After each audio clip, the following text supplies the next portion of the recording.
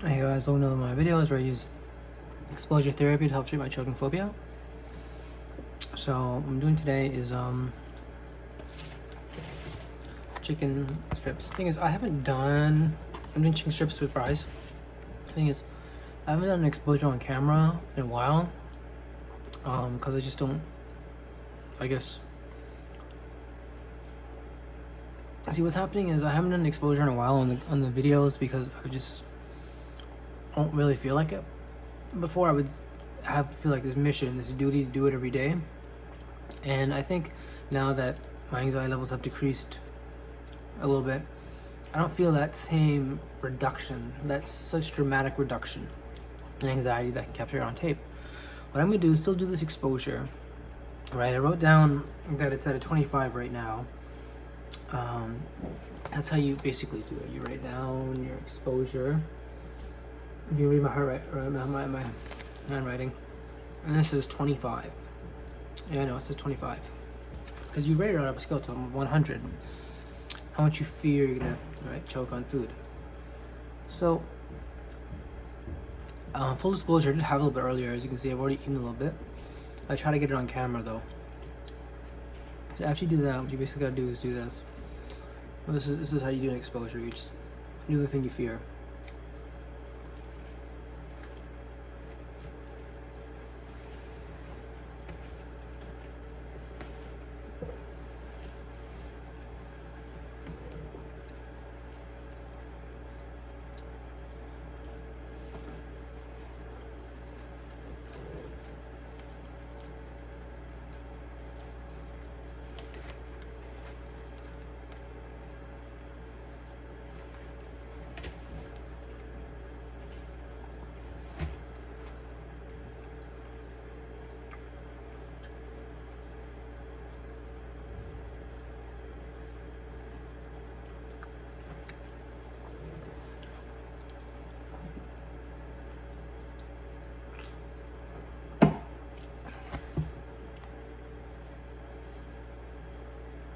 Just writing some thoughts down that I had while I was doing this. So now I'm gonna switch this guy over to the TV.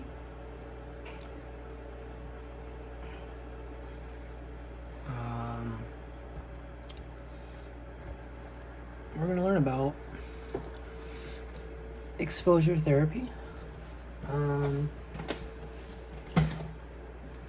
me see here. Yeah. Oh, what happened? Oh, my. We're going to learn about exposure therapy. And actually, we're going to learn about, because this is the channel not just about exposure therapy, but about a lot of things.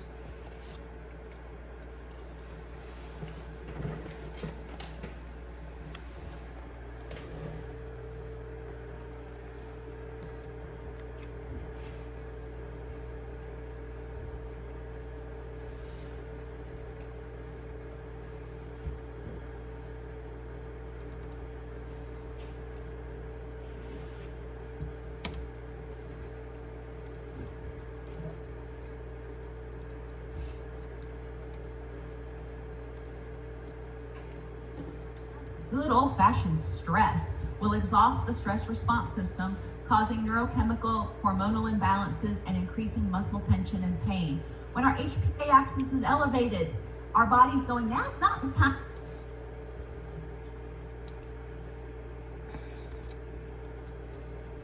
So,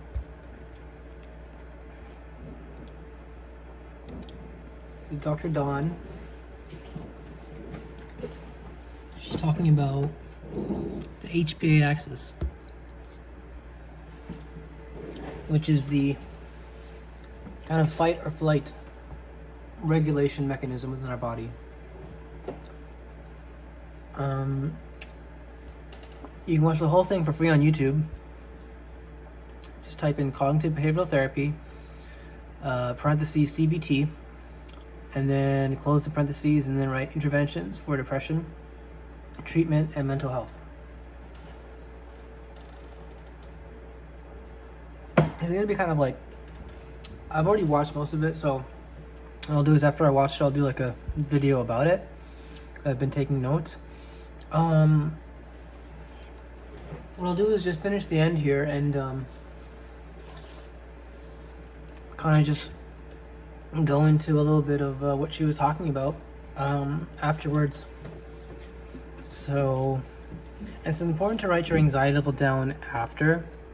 Never higher about 25. It's important to write like 10 or whatever number you feel afterwards. It's okay if it comes back. It may just mean you've done too hard of an anxiety provoking exposure. Just do a slower one. Do something a bit easier. So let us learn together, guys. Time to reproduce. When it says that, because it's time to fight or flee, then it alters our levels of sex hormones. And we already saw that altered levels of sex hormones can contribute to depression. The body, under chronic anxiety, adapts to excessive stress by often shutting down a lot of the receptors for the cortisol, because it says, I cannot be this revved up all the time. I can't run this hot all the time, or I'm gonna break. And that causes glucocorticoid resistance or hypocortisolism, which is a bad thing. Anxiety also makes it harder to sleep, which contributes to exhaustion, hormonal imbalances, and ultimately depression. Grief is another one of those feelings that doesn't fall nicely anywhere. It is sadness and depression experienced as a result of loss. I'm not saying that grief is bad. People grieve, that's okay. We want to help them grieve in a healthy way and move through that process towards acceptance. Happiness. You can't be happy and depressed at exactly the same moment. You can have and move. Yeah, I'm gonna write this down, guys.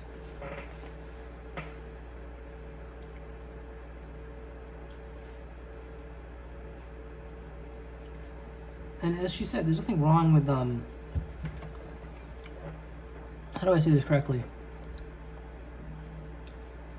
There's nothing wrong with grieving. And people say, "Oh, you shouldn't grieve too much. It's wrong." I think as long as you're following a process where there's some sort of like you're working on something, you're trying to resolve something, hopefully with a therapist or perhaps by yourself with a self-help workbook, I'd like to think that you're not just feeling depressed or grief because you like it, because easily you can get into that. You gotta learn, as that guy in the Avengers movie said, move on. And it's not like so easy, like if I just point this pen on this laptop screen and now you've moved on. It's not like that. It's not magic. Though that's just what I want to preface this whole thing about grief with, is it can become really addicted to just get addicted to grief and addicted to depression and feel that your pains are more valid than perhaps someone else's. And in reality, you gotta learn to work a process where you start off with grief and sadness and depression, and you go through these different things. You want to try to figure out, well, what does this mean to me? What does this mean to me? All right, what are my core beliefs? Do thought records. Perhaps, do the hard work of trying to figure out, well, where is this grief coming from? And then you'll, in a way, you may not even admit it to yourself, you, in a way, would have moved on. So, that is that.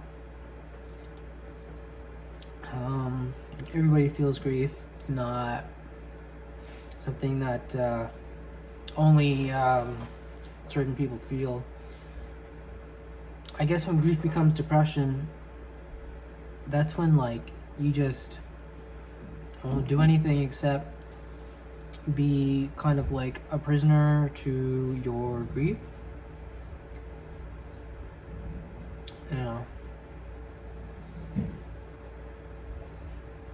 So I'm just writing this down. Hopelessness.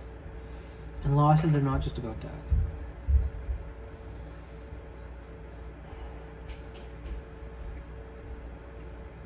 let's continue.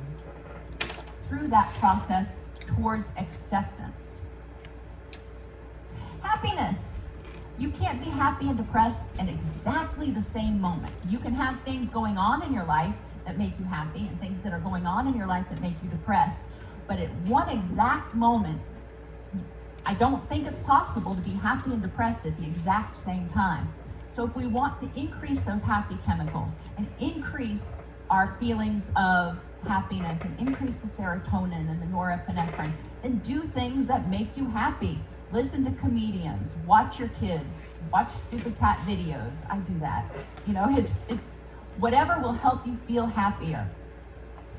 Negative thinking styles contribute to exhaustion and highlight what's out of your control, which heightens a sense of helplessness and hopelessness. Encourage people to try to put on those roads, be happy and depressed.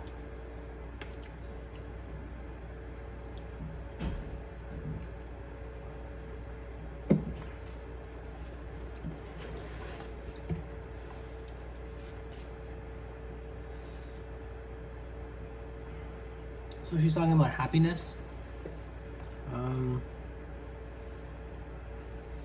This whole talk was about how to become happy in a way.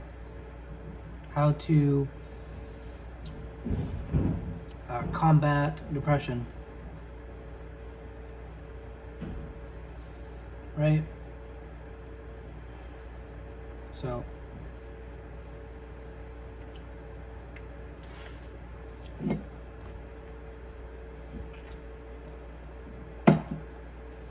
happiness chemicals reduce stress and depression chemicals. Happiness chemicals reduce stress and depression chemicals. That doesn't mean it's just a chemical imbalance, right?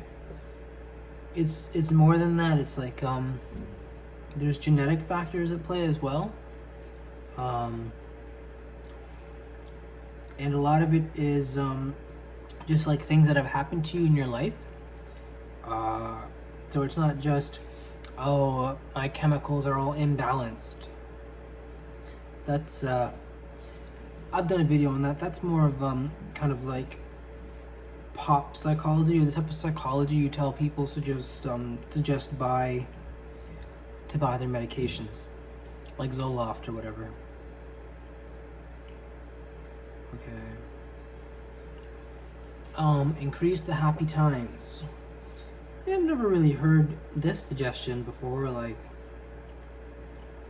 comedians. I used to be into comedy like everybody else, and then what happened was when I became depressed, I just stopped watching comedies. I think what happened was I watched so many comedies, I kind of, this is what happens with depression, you don't feel the same amount of joy that you feel watching that specific thing or doing that specific thing, so you'd watch more and more and more of it. Before you know it, you watch almost like all of it, and you're just like still depressed. So you end up thinking, oh, this isn't gonna help me. And so on one level, you're like, it's not even funny anymore. You're like, I don't like comedies. I remember saying, I don't like comedies.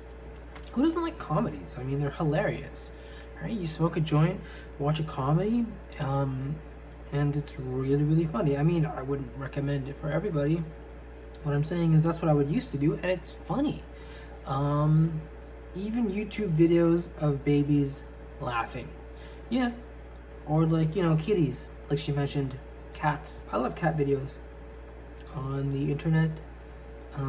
Very hilarious, very funny. And the good thing is now with the internet, you're not going to run out of funny things. Especially especially just with everybody kind of like being on screen 24/7, there's a lot of things that you can find that are funny. And I don't recommend, for example, like cringe culture, even though it is a bit of my guilty pleasure. So go ahead and watch it sometimes. Well, but really, you shouldn't be laughing at other people's misfortunes. I know you not really are. It's just, it's good. It's good. It actually is good. It's good to watch cringe culture. I'm not going to tell you not to. Or animal videos, or, okay.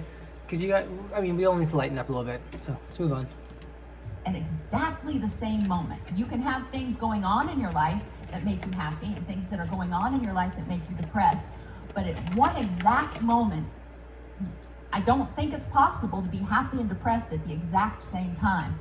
So So if we want to increase those happy chemicals and increase our feelings of happiness and increase the serotonin and the norepinephrine, then do things that make you happy. Listen to comedians, watch your kids, watch stupid cat videos. I do that. You know, it's whatever will help you feel happier. Negative thinking styles contribute to exhaustion and highlight what's out of your control.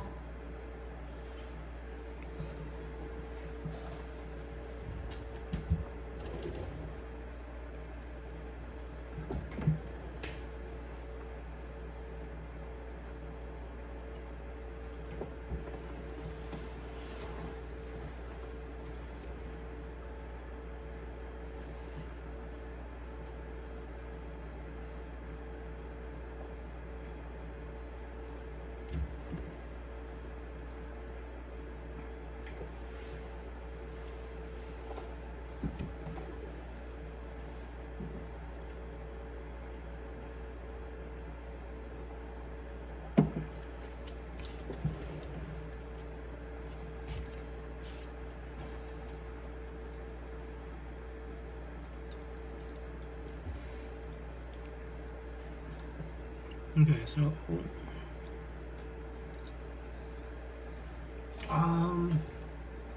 let's just write this stuff down.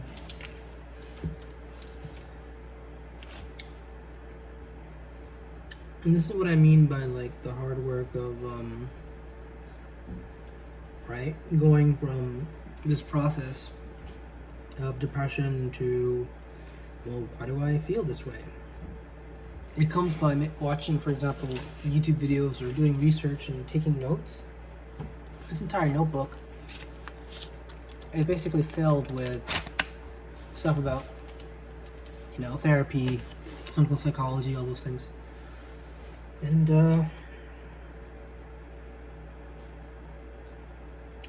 basically,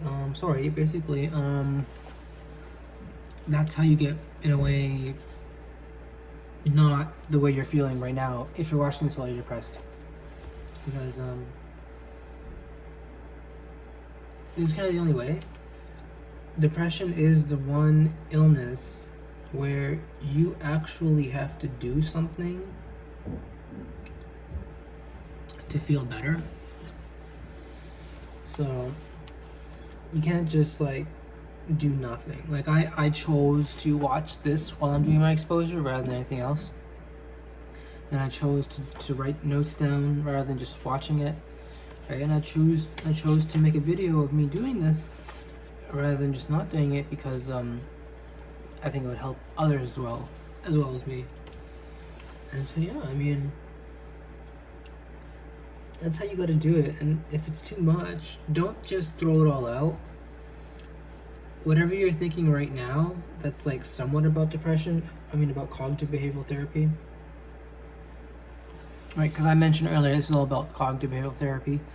If you're saying, oh, it's not for me, then it's not for you. It's a lot about timing. A lot of it just comes about, you got to be able to believe this works. And it does work based on, many double-blind control studies. A lot of what therapists and professionals are saying is correct. It's not like, oh, they're just coddling you, or whatever people say, like, it's not as bad as you think it is.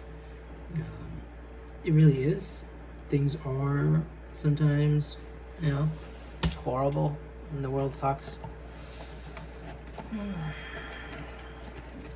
Okay. Which heightens a sense of helplessness and hopelessness. Encourage people to try to put on those rose-colored glasses and try to look at the positive.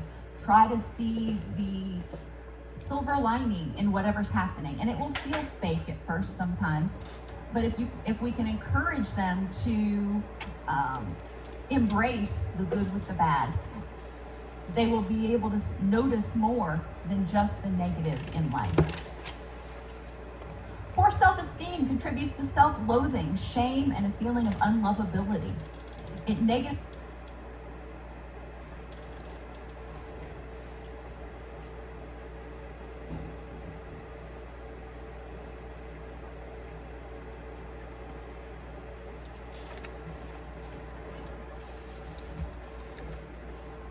Poor self-esteem contributes to self-loathing, shame, and a feeling of unlovability.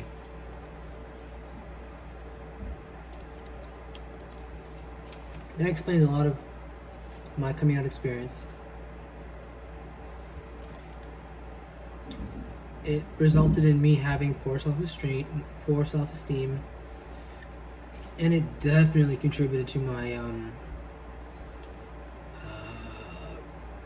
self-loathing, shame, and feeling of unlovability. Obviously, when you're, rejected by your tribe or your clan or your friends or your family, that is what is going to happen. Unfortunately. Okay. Here we are. Negatively impacts relationships, right? You lead to things like loneliness, rejection. I know none of you guys have ever heard of those words in your life, right? You've never felt them ever, and never experienced them ever. Often causes a person to seek external validation. Yes. For me, at least, that comes in the form of. I think it comes in the form of me converting to Islam. That was my whole external validation was coming from that. Instead of actually dealing with the fact that I was rejected by many people for being gay, I just sought this external validation from a religion and put all those other fears and concerns to the kind of, out of my, like to the back burner, to the back of what I'm thinking. And not to the forefront. I would think more about, how do I, fear God better, pray, or this and that, rather than thinking, I'm bisexual, and I used to be agnostic, and I'm going to continue to be bisexual and agnostic. We just sought external validation. Now she's talking about an activity. Okay. I'm going to have some more taters here.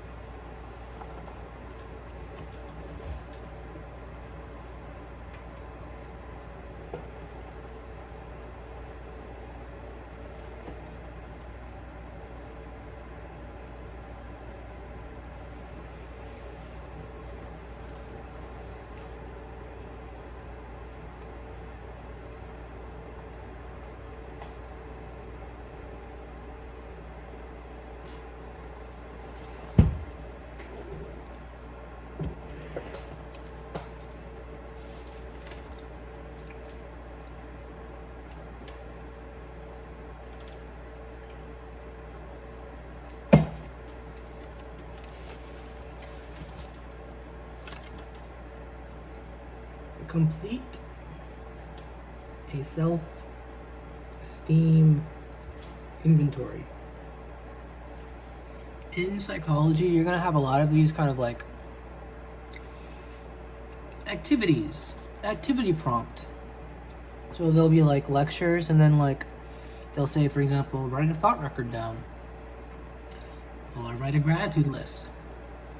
And it's kind of the same thing. It's called a self-esteem inventory. Or it says, for all the characteristics you don't have, answer the question, if your child, best friend had this flaw, would I still love them? So you kind of I'm going to write it down. I'm going to let her talk about it. Negatively impacts relationships, which creates that self-fulfilling prophecy of loneliness and rejection. And it often causes a person to seek external validation. There are tons of books out there on improving self-esteem, encouraging people to examine their self-esteem. One of my favorite activities is to have people write down all the characteristics that they look for in a best friend.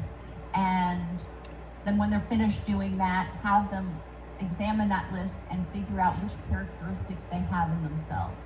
That's an easy way to do it where people don't feel like they're boasting because they're talking about a best friend, and then all of a sudden I turn it back on them. Negative relationships can also take a toll on self-esteem, contributing to fears of abandonment, which maintains high levels of stress and feelings of helplessness. If you feel like you have no control in your relationship and you never know if this person is just going to leave, that contributes to a lot of anxiety.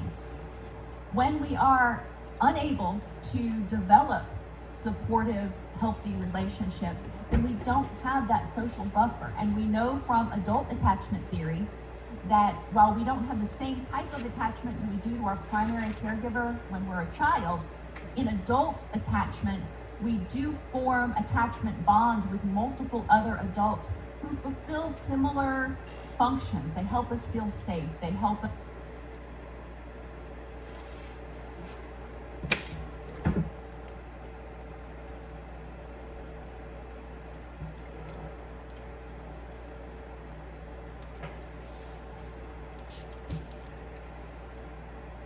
So, she's talking about, imagine all the bad things you have in your, I guess, character traits. Your, I don't know, whatever you have, too indecisive, too naive, too stubborn. And imagine if your best friend or child had those same traits. I remember my therapist saying the same thing, kind of reverse the positions of the people around you. Try to look at it from the other person's point of view.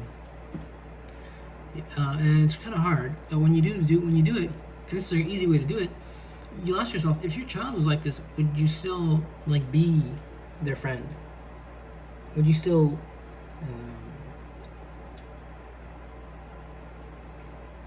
love them? And it seems that most people would. It's okay to have these small little things, and let's move on. Healthy, unsupported relationships, negative relationships. Okay, so bad boyfriends, girlfriends, parental relationships can take a toll on self-esteem.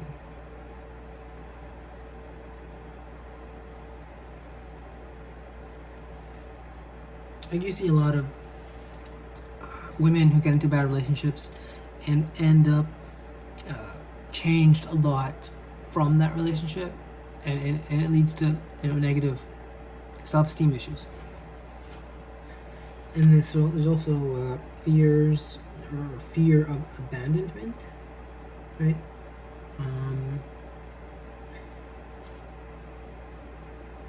For example, if your housing situation isn't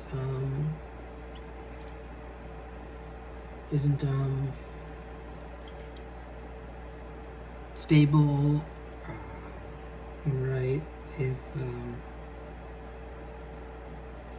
you feel that he or she is the one in control in the relationship and you're nothing without this other person, right? Again, that's kind of more of a fear of environment, a fear of abandonment, and it can kind of lead to these high levels of stress and feelings of helplessness. And then she goes on to talk about the buffers against stress. For example, getting good sleep,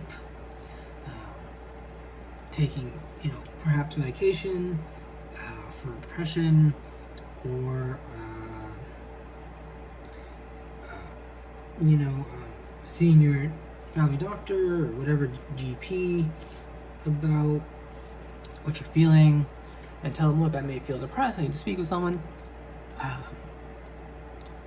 Or ideally, if getting out of that relationship, because it's an unhealthy, unsupportive relationship. Us rejuvenate in our life. High stress environments prevent relaxation and rest, increase hopelessness, and increase stress hormones and decrease relaxation hormones. Encourage people to design a low stress area in their home and at their workplace or at school. It's not the easiest to do at work or at school, but if they can, it's great. There may be a park bench somewhere that they can go sit on or something. Identify ways to reduce the stress in the environment in both places by adding positive sounds, reducing negative noise, avoiding interruptions, having good lighting that's positive, uplifting, and eliminating anything that might trigger thoughts or feelings of a negativity, and adding things that will add positivity, whether it's pictures or smells or colors or a favorite soft fluffy blanket, whatever it is. Depression is the cluster of symptoms created when there is a neurochemical imbalance in the brain. That's what it is. What causes the imbalance can be emotional, it can be cognitive, it can be a fluffy blanket.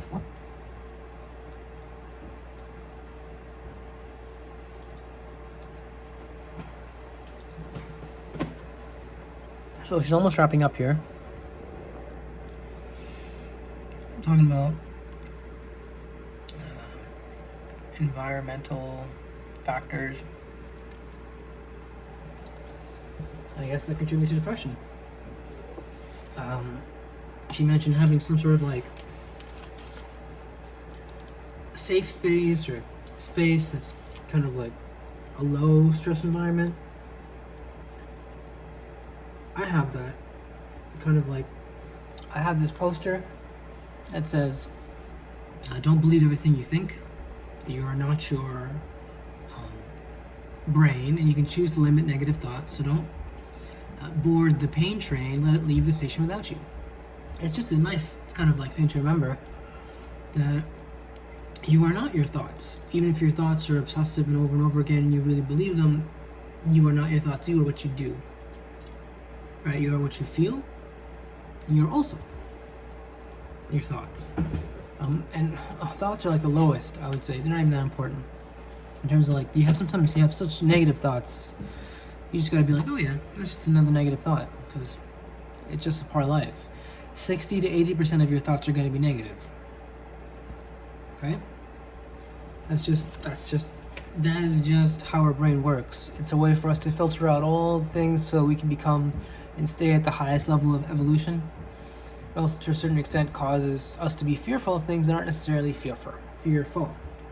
So write this down: high stress environments. All right. Okay. Obviously, prevent relaxation and rest, increase hopelessness and helplessness, and increase stress hormones, decrease relaxation hormones. Right, as I always say, so they prevent relaxation and rest. They increase hope, less, help, lessness, and they increase stress hormones such as cortisol, and decrease relaxation hormones such as serotonin.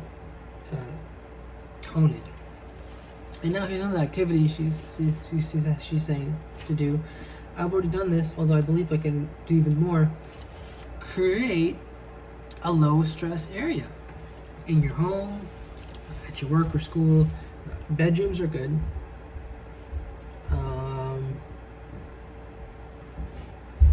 Yeah. And that's what you do. You say, this is my space. And this space, the most important thing in this space, and I would say for me, for everybody, the most important thing in your life should be your mental health. Mental health, illnesses that you have, and how to deal with them, what to do, facing your fears, all that. And the best way to start doing that is to create a safe space where you're allowed to discuss these things without fear of recrimination or judgment or any sort of like stigma attached. Just allow yourself to learn about these things in a clinical, detached way, preferably also doing activities. And you do this, you'll realize your stress levels are going down because you've created kind of like this shield that prevents outside influencers to kind of be like, no, you're wrong, or anything. You just allow the facts to speak for themselves. Okay. Identify ways to reduce the stress in your environment in both places: noise, interruptions, poor lighting, negativity. So make sure it's noise free. Get ear muffs, or what do you call them? Those things you can pick up at the pharmacy, earplugs, if you need to meditate. Make sure there's no interruptions. Like turn your phone off. Perhaps tell people you're gonna be away for a while, or just somehow get rid of all that. Preferably just turn your phone off.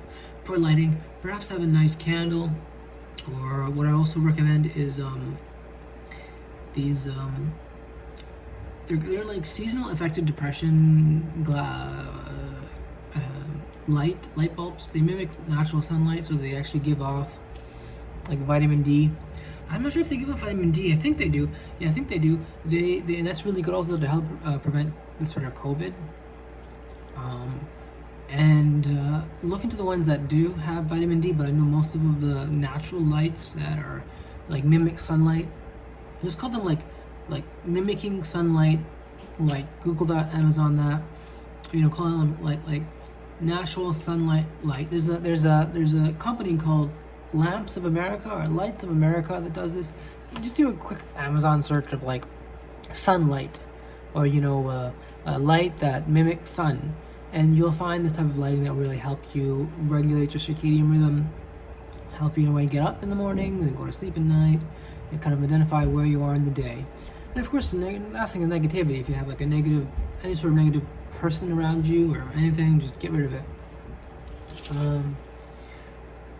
Right. So that's another thing that, and I have,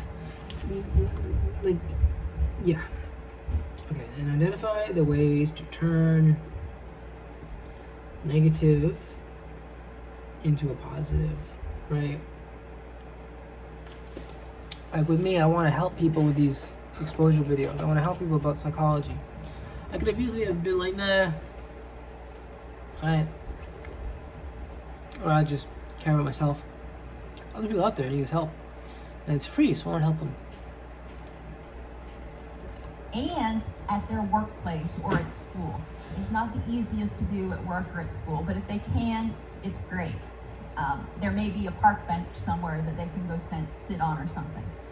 Identify ways to reduce the stress in the environment in both places by adding positive sounds, reducing negative noise, avoiding interruptions, having good lighting that's positive, uplifting, and eliminating anything that might trigger thoughts or feelings of a negativity, and adding things that will add positivity, whether it's pictures or smells or colors or a favorite soft fluffy blanket, whatever it is. Depression is the cluster of symptoms created when there is a neurochemical imbalance in the brain. That's what it is. What causes the imbalance can be emotional, it can be cognitive, it can be physical, interpersonal, environmental, or some combination of the above. And we want to help people recognize that depression is a symptom of an underlying problem with their neurotransmitter balance, and we need to figure out what's causing those neurotransmitters to be out of whack. Part of the strengths-based approach means helping people see what they're already doing to prevent or deal with the symptoms, and examining all of the causative factors, recognizing the reciprocal nature between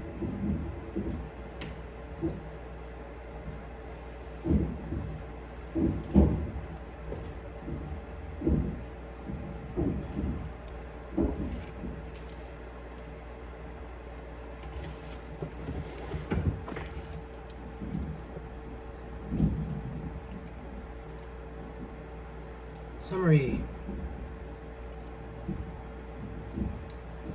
Depression is a cluster of symptoms created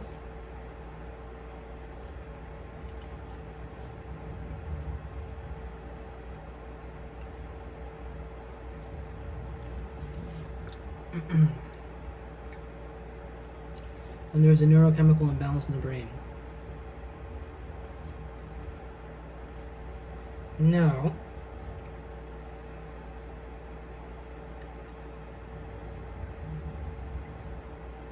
it doesn't even have to be like severe. As long as in your brain, the cells that control happiness are called serotonin. There are brain cells in your brain that when you feel something pleasurable, the serotonin will be absorbed by your brain cells. People with depression, that absorption will take a longer time.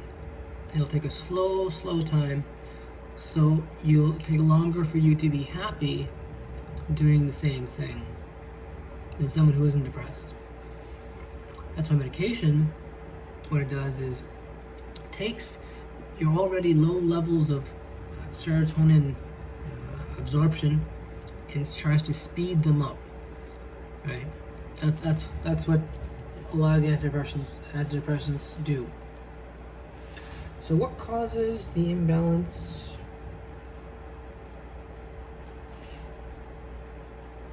BALANCE can be emotional, cognitive,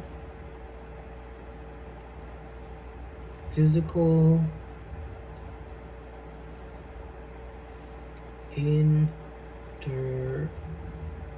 interpersonal, environmental, or some combination of the above. I got some taters.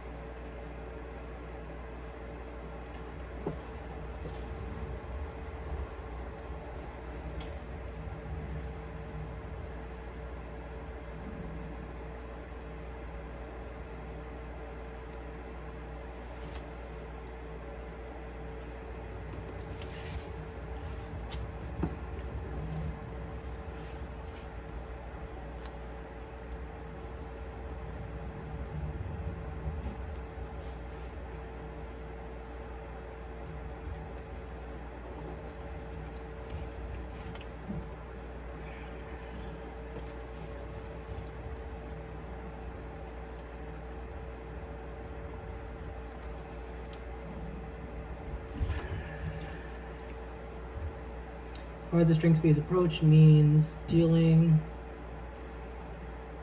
Honestly, I'll write this at the end. It's okay, I'll just continue writing that. Yeah, I'm almost done here. This means. Okay, so. What was I? It means helping people.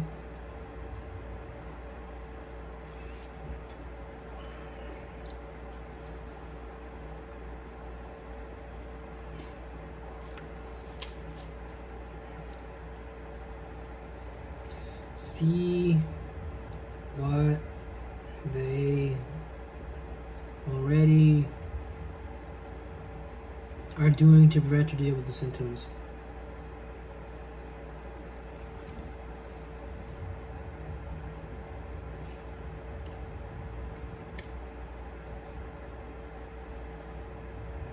Okay. Psychosocial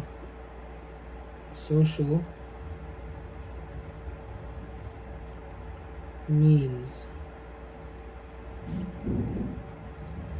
examining all causative factors, recognizing that all factors are reciprocal in nature. Between things Oh, and sh- environment. Okay. That's basically the end. I mean, damn more. Ooh, I didn't get to show off my shirt. I mean, let's say that's the end. I mean, there's probably a little more. That's the end. I got the shirt. I am not confused. I am me. It's just basically, it says, what does it say here? I am not, not experimenting or promiscuous, not a slut or easy, won't have a three-way with your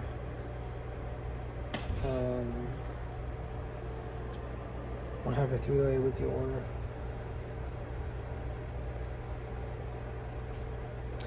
basically, just saying that I'm bisexual. Okay, so with that out of the way, I'm still hungry. I'm not actually eating the chicken. I debated a bit whether I should talk about this. I'm not. I'll eat this last piece of chicken, and I'll end it from there. And then I want to talk about something else.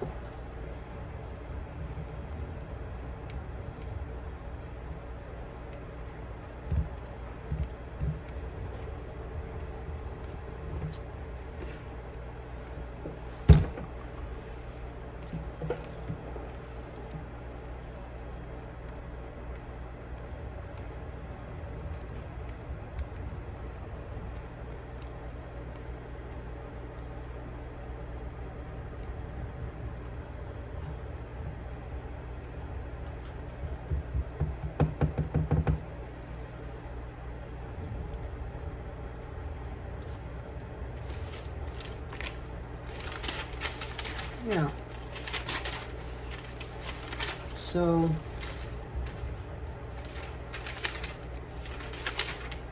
we want to do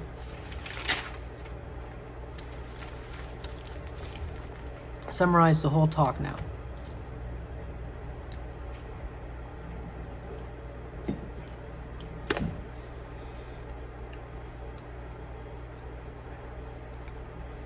All right. Say about 10 minutes. Let's learn about CBT interventions for depression, treatment, and mental health. All right. This is going to be. You know what? I can make that into like another video. I don't know if I should. No, this is good. It's let me see if she has anything else to say. Are there any questions? I don't think so. She said any questions.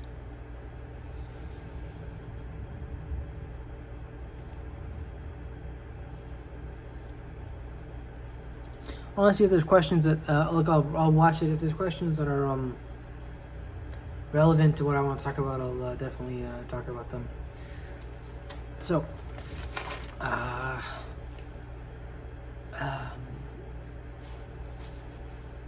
there's one thing I actually want to get off my back before we get into this. I might even actually do this tomorrow or next week. I want to talk about why my anxiety levels have been higher lately and just what's going on in my life. My anxiety levels have been higher lately because at first I was shocked at it. I was like, where is this coming from? I was like, why am I getting 30s instead of 20s? Why am I getting sometimes 40s instead of 20s? Like, like 35s, right? Instead of 20s. And I was just wondering, like, why? And it's because I'm moving. And I learned about this. I learned about this in very little time, and I'm moving. And not only that, I need to vacate the premises in about 4 days. I need to find a place to live for a week while they repair the house and make it look nice. And then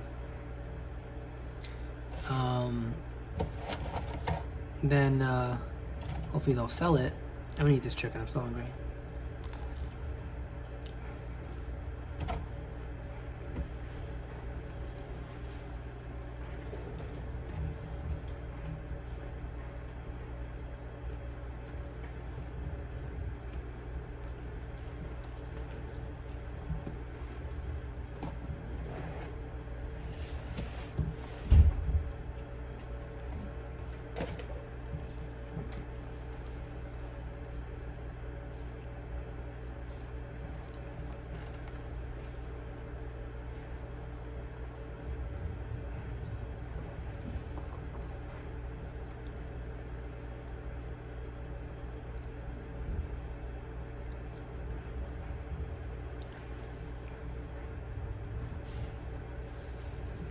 The moral of the story is,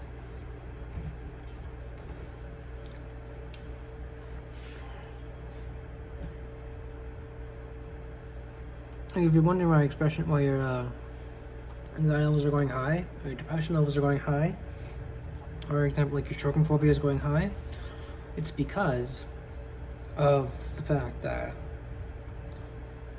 you're dealing with a major life stressor, like moving, or something like that. That's freaking me out because I hate change. If we were to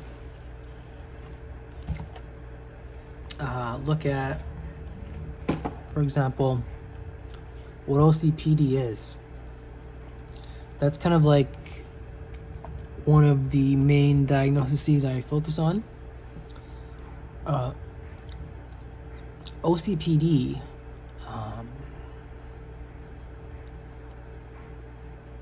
they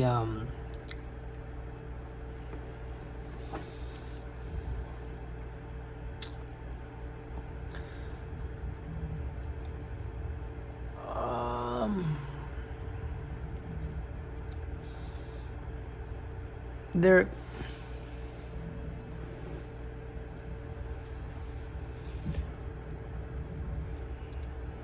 where is it? It's not Healthline. I heard this somewhere. That yeah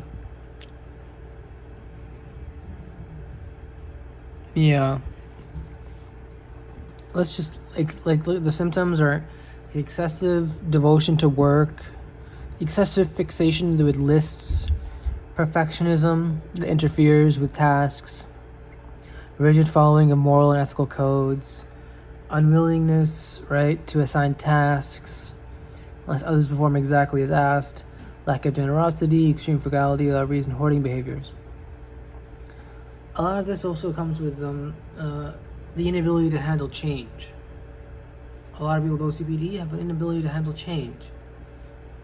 Like I, for one, anytime there's a big major change in my life, like even the minor ones on a daily basis, I mean, you deal with them and you move on because they're minor. The major ones are, they're horrible to deal with. I'll give you an example of the last time I had to move. I mean, not the last time, the last time for last. The first major move I had, I was living in a house for, from about 2003 to 2010. That was about 7 years. And during that time, after 7 years, we had to move. It was just some personal things that happened. My parents divorced, and I think my father couldn't afford the house or whatever. So it was so stressful for me because I still didn't know what I had. I didn't know I had OCPD. I thought I had at that point Asperger's syndrome, some sort of autism, not necessarily defined. I said to myself, like, I don't even like I just honestly I couldn't even begin to start to make a list of things to do to deal with the move, because I would become so fixated on making that list perfect or doing whatever I'm doing perfect that I would be so inefficient at everything else.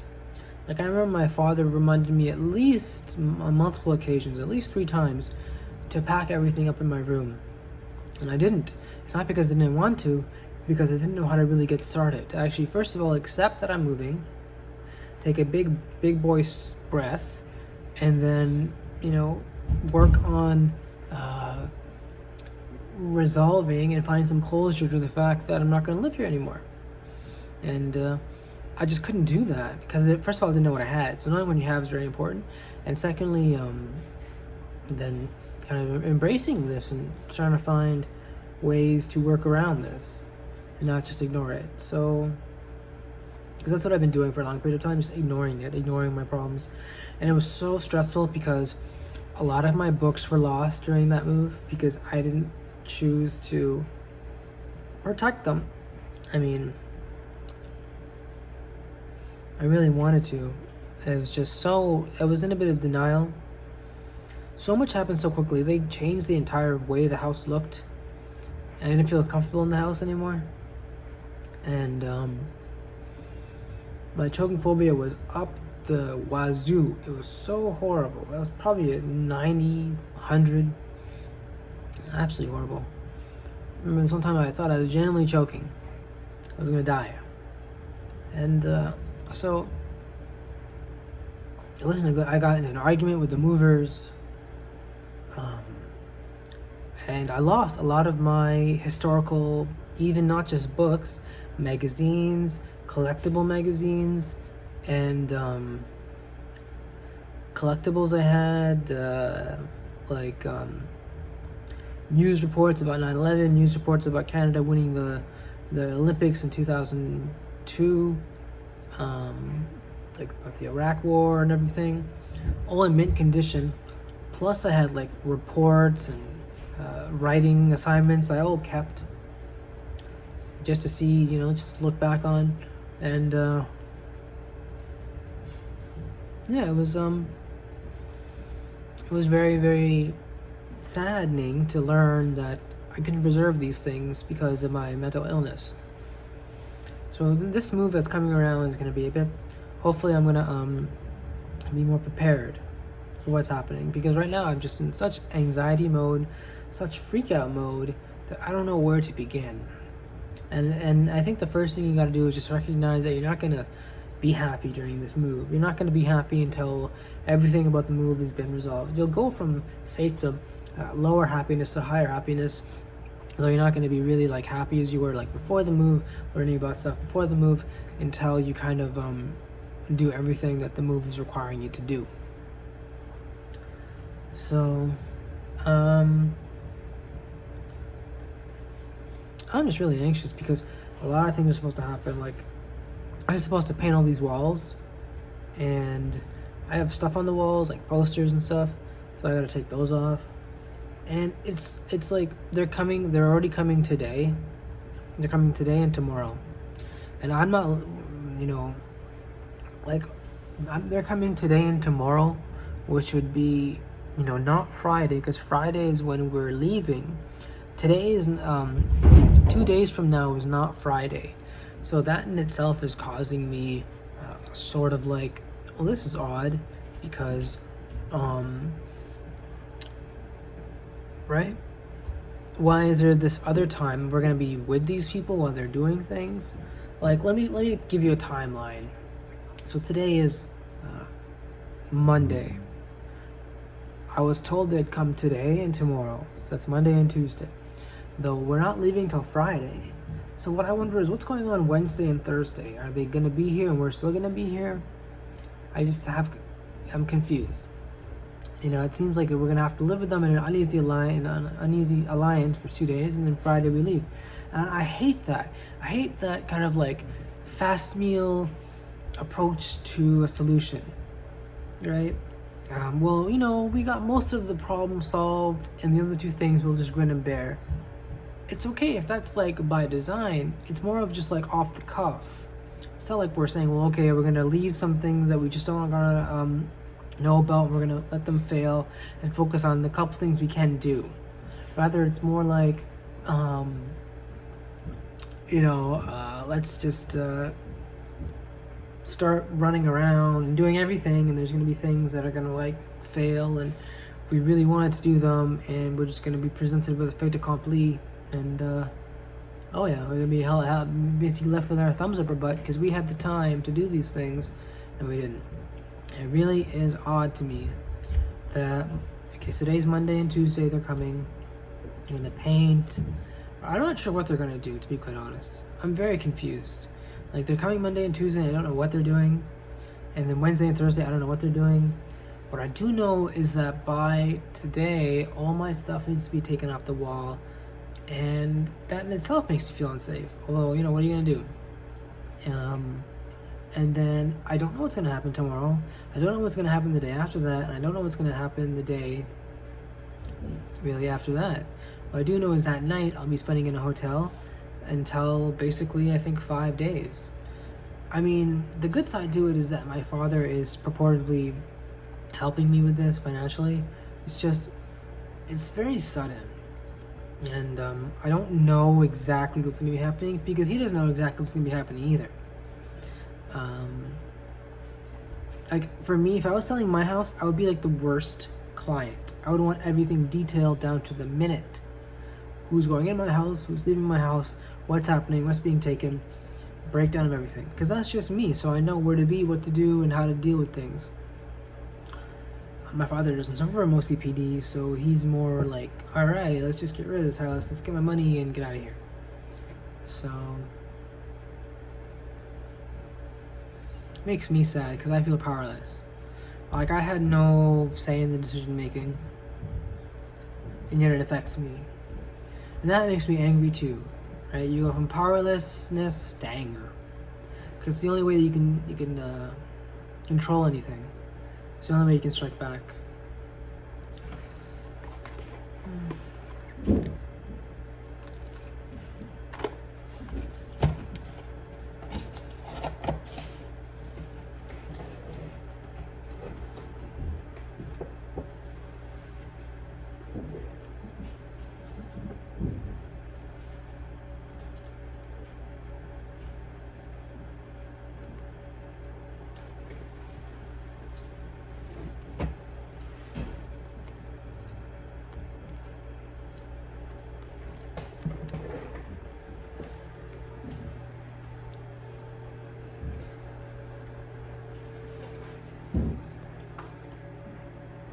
This has gotta go.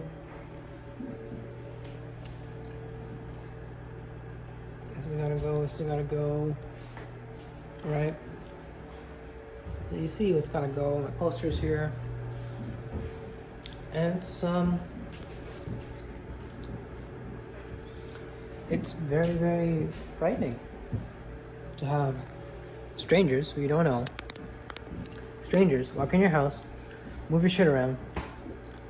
I mean, in the US, it's called unreasonable search and seizure. I'm probably being over dramatic.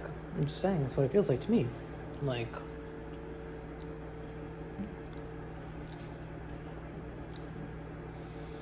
I don't know. Well, that is why my anxiety is going higher, and that's why I recommend. So I recommend to people who are going and doing the exposures, and when they see their anxiety levels go high again, they have to ask themselves, after like a long period of you going steadily down and plateauing, now you're realizing it's going high again, you gotta ask yourself, why is that happening? And don't be scared to ask yourself that. You need to care enough about your anxiety. You need to not be scared to ask yourself, why is my anxiety going up? Don't fear it.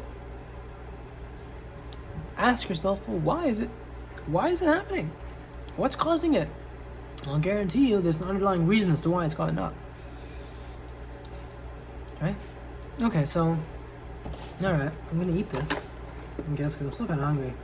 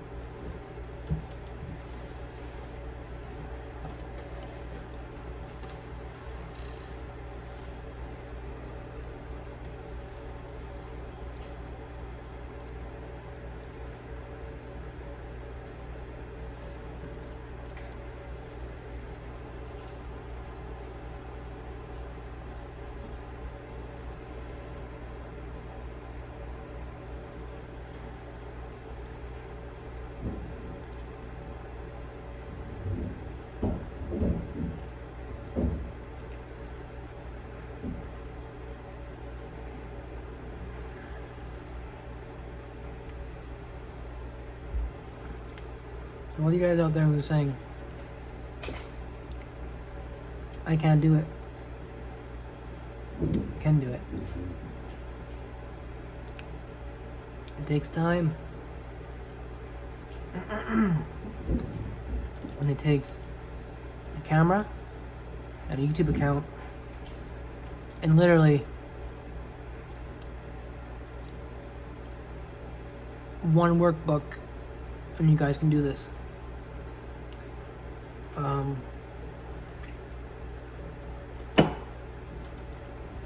I'm not cured.